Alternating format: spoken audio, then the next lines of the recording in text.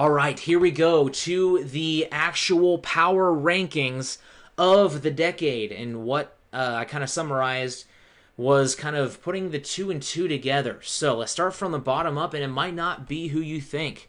At number 10, I put the Texas Longhorns at number 10 here. And for me, I think the biggest reason is that this was a decade where Texas was never able to get any conference championships, any major bowl game wins. I mean, you have the Sugar Bowl last year, Alamo Bowl this year, but this year they only went 7-5 in the regular season. And 2018 was easily their best year.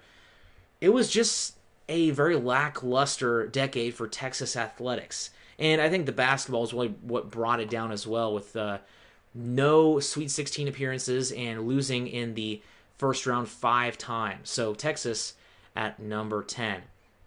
At number 9, I put Texas Tech, and mainly because, again, I talk about the runner-up this past year. That, I think, is what gave them the number 9 spot instead of the number 10 spot.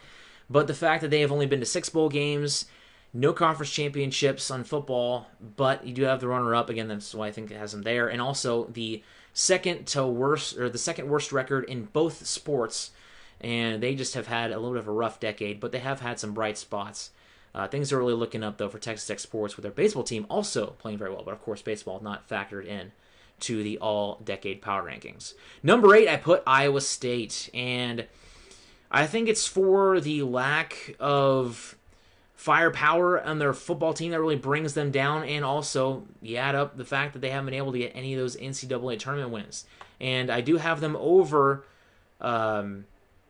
Texas Tech, just because I think that things are looking more up for this program on the football and basketball side of things. As for Texas Tech, they've just kind of been the punching bag of the league the past few years, besides, of course, last year in basketball and 2018 as well. At number 7, I have the West Virginia Mountaineers. Not a bad decade to start off in their first decade as a member of the Big 12. They start their first full decade this year, obviously, of course, but they have some good things, right? Of course, they have their Final Four in 2010, which I kind of have to dial back a little bit and mention, because that was not when they were in the Big 12. And you have the 2011 Orange Bowl. But since then, since they've entered the Big 12, not a whole lot that they can brag about. Just 2-6 this decade in bowl games. And then since they've entered the Big 12, they haven't had any Elite 8 runs. They've had 3 Sweet 16 finishes, but not a whole lot besides that. They've been kind of middle bottom of the pack in records for both football and basketball. Number 6, Oklahoma State. I mentioned how all over the place they are with their resume, with their undeclared national title in football and basketball. I have to take that national championship, again, with a little bit of grain of salt, obviously, because it wasn't official. They didn't go to the national championship game. If there was a playoff, they would have been in it and possibly could have won it that year. I think they for sure would have went to the national championship game. I think they would have been able to beat Alabama and probably play LSU in the national title game. But regardless, it was a decent decade for Oklahoma State sports, more so in football, less so in basketball, obviously. If they can figure out how to get more wins in their football team, then I think, or rather the basketball team, I think they'll be able to go higher in the power rankings for the 2020s. At number 5, I have TCU. With their basketball team kind of holding them back, but again, that Rose Bowl championship in 2011, Fiesta Bowl appearance in 2010, as well as winning the Peach Bowl in 2014, Alamo Bowl in 2016. And, I mean, I think that really, I wouldn't say outweighs the bad in the basketball, but the fact that their basketball team is trying to turn around here a little bit with Jamie Dixon, things are looking up for the Horned Frogs and their athletic program. Also, the fact they won a national title in baseball. That, again, not factored into it, but also good things coming for TCU sports. Number 4, put the Kansas Jayhawks, and I feel like that you could definitely interchange them with who is at number 3 for obvious reasons. That's because of how good their basketball program is, obviously, with their 9 conference titles. But I think what really hurts them here, they weren't able to win a national title this decade. And again, they were only won 6 games this entire decade.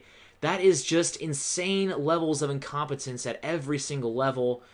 Not being able to win 4 games a single season this decade, and no road games, or rather no road wins since 2009. That's just an outrageous statistic, and that's what really sunk them down to number 4 in the power rankings for me.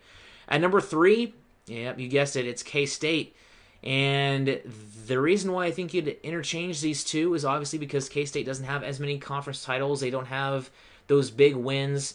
But I think you can say that they can surpass KU because they are a lot more even out and more consistent at being good at sports than KU is this past decade, with 3 Big 12 championships, 1 in football in 2012, 2 in basketball in 2013 and 2019, with 2 Elite Eight appearances, as well as a couple of big bowl games. On top of that, second best record in basketball, third best in football. That is the reason why I have K-State at number 3. At number 2, I have the Baylor Bears, and what a decade it has been. And you take a look, Baylor, I mean, their volleyball team, they went to the Final Four. Their women's team won a national championship last year, women's basketball team, rather. And then you take a look at the football program with it trending up, being number 7 in the country and playing in the Sugar Bowl right now, by the way. I'll take a look at the score for my sake. Oh, it just started scoreless. And Oregon won 28-27 in the Rose Bowl, looks like. So good for them. Another Rose Bowl for the Ducks. Justin Herbert sends off with a win. But regardless, getting back to Baylor, 9 bowl games. They played pretty well in all of them.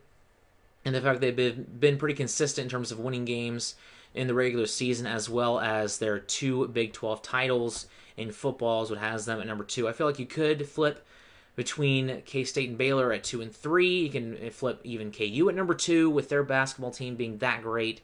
But what has it for me is the fact that Baylor has been able to win those big bowl games. K-State has not. And again, KU's football team is just so bad.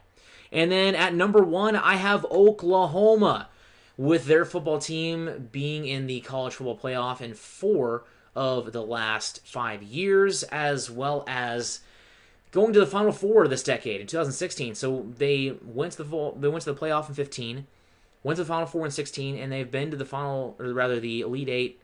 Again, try it one more time. The college football playoff the past 3 seasons. So they've been in the Final 3. They've been in the Final Four for the past 5 years in either football or basketball. It's remarkable. And then on top of that, you have all their 7 conference championships in football. Very difficult to do. And the fact that they transitioned from Bob Stoops over to Lincoln Riley almost flawlessly. And the fact they've adapted to the whole transfer portal thing.